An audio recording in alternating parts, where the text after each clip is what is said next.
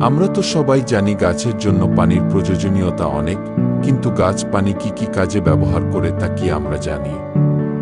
আজকের ভিডিওর মাধ্যমে তাই আপনাদের জানানো হবে। চলুন দেখে নেওয়া যাক।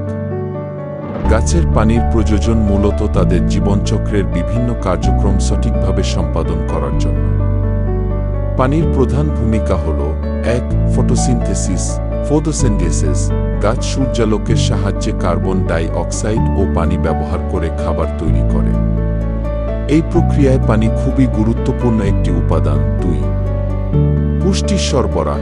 মাটির ভেতর থাকা বিভিন্ন খনিজ পদার্থ এবং পুষ্টি উপাদান গাছের মূলের মাধ্যমে পানির সঙ্গে মিশে গাছের দেহের বিভিন্ন অংশে পৌঁছায়। ৩. কোষে তাপমাত্রা নিয়ন্ত্রণ। গাছের ভেতরে পানি বাষ্পে পরিণত হয়ে শীতলকরণ প্রক্রিয়া চালায়, যা গাছকে অতিরিক্ত তাপ থেকে রক্ষা করে। ৪. কোষে চাপ বজায় রাখা। পানি কোষের মধ্যে টার্গার চাপ সার্কুলার প্রেসার সৃষ্টি করে, যা গাছকে সোজা ও দৃঢ় থাকতে সাহায্য করে। ৫. বর্জ্য অপসারণ। গাছের মেটাবলিজম প্রক্রিয়ার ফলে যে বর্জ্য তৈরি হয় তা পানির মাধ্যমে পাতার রন্ধ্র দিয়ে বের হয়ে যায়।